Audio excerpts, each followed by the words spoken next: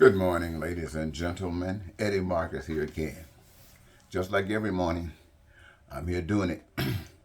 Most mornings I wake up, I got the telly on, and by the time I get up, I'm truly frustrated.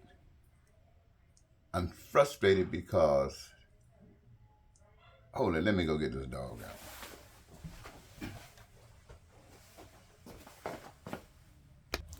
Yeah, they find me fully frustrated.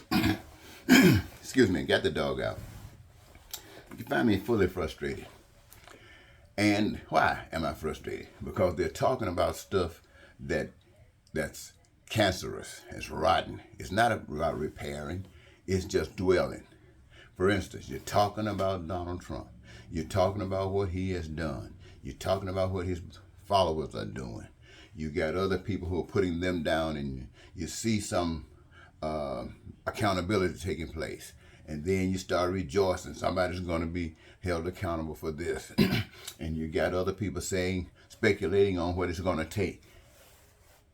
This is what's going on every morning. So you get up, you hear that, you see no solution, you get a little bit frustrated. But this morning I woke up, and the first thing that came on that I saw a bear, and maybe a couple of her children. They must have been teenagers because they did not look like toddlers. However, one had got caught in a big dumpster and couldn't jump out. And there are those who you might call first responders in this particular neighborhood. It's not foreign to see strange things like this happen. So they protect themselves by making sure they respect the bears and they respect themselves. However, this guy knew that this bear was in a compromising situation, so he's naturally going to try to help this bear free themselves. And the mama bear sitting back there waiting because she couldn't do anything to help her out. But to make a long story short, the guy finally got a ladder, and he climbed up on the ladder, up on top of this big dumpster, pulled the ladder up to push the ladder down toward the bear, and the bear helped him by pulling the ladder on down. Then the guy jumped down and ran out of the way. The bear came up out of that dumpster so fast it's crying shame. So the bear got with his parent, the mom, and they went on by their business. Everything was resolved. A situation that could have been dangerous ended up being right on, bro. Have a good day. Now, then after that left, I saw another situation where the train station, commuter train, and it's coming, and this guy was getting ready to get on the train. His leg went down through the crack between the platform and the train, and he was going to be stuck. And you can imagine the damage that was going to come from that. The people on the train saw that. Now all of them got off the train, and they started pushing the train in the opposite direction to relieve that man's foot. You know that was a good feeling. You saw a little baby ran out of the house because they were probably well-to-do, and ran straight out in there and jumped in the pool. Couldn't swim at all. But somebody was sitting out there and saw it. After about 3 minutes, realized what was going on when they grabbed that baby and got the baby. Had to resuscitate her. But it happened. Another situation where a big high-rise building was on fire. Big high-rise building was on fire. And people inside couldn't get out.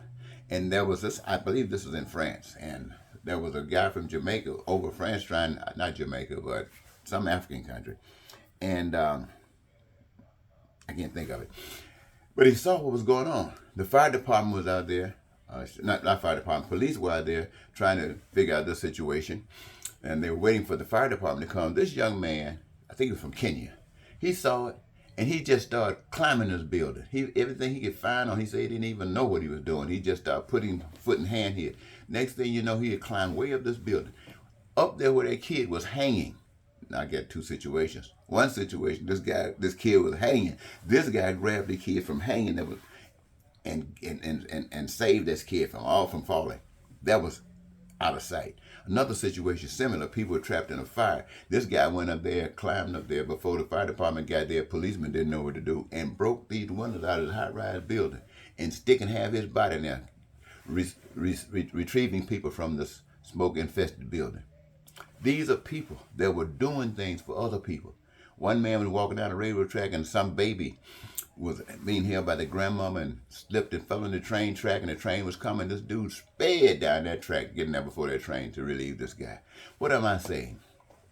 I'm saying that when you see people do good, when you see people put themselves on the line for other people, it just makes chills come all over your body. You feel so happy. You feel so thrilled. That's what life is all about. And so when you hear me come and talking to you every day about the things that I talk about that would eliminate this pain and suffering, that's the only thing I'm trying to do. I'm trying to be like that man that's running down that railroad track to save that baby from being hurt. I'm trying to be like that guy that's running on the top of that building, trying to save those people from that fire. I'm trying to be like the guy that's running over there and saw that, told him to drop their baby several floors, and he caught the baby so the baby wouldn't be hurt. That's all I'm trying to do.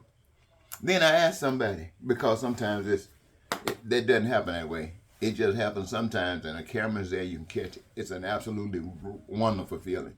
To me, that's the way life should be. And when it doesn't happen like that, I ask sometimes. Well, the question came to my mind that made me ask the question, can a blind man see a blue sky? That's a question I ask to you. Can a blind man see a blue sky? Well, it seems like for those of you who can see, it should be obvious. So I asked an adult, can a blind man see a blue sky? The adult said, I don't know what a blind man can see. So I called a 6-year-old down and asked the 6-year-old the same question. Can a blind man see a blue sky? The 6-year-old said no. Now I ask you, why did the 6-year-old say that a blind man couldn't see the sky and an adult didn't know whether a blind man could see a sky or not? It symbolizes to me that the child was not confused, but by the time you get grown, you've gone through so much hell, you are as confused as can be.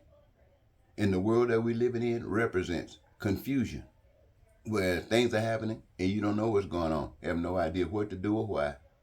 If you knew, then you could do something. So the answer is, can a blind man see a blue sky?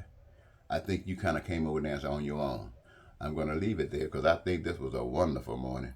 And I wish that many of us see more recoveries or where people come to your rescue and bring joy into your life.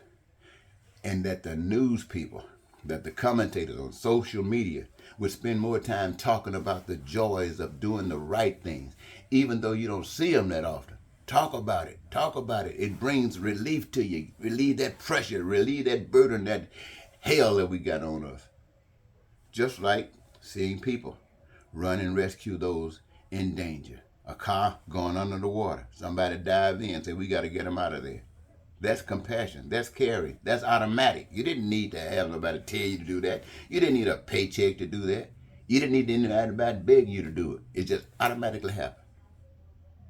Until you get confused and don't know whether a blind man can see what you can see. Thank you.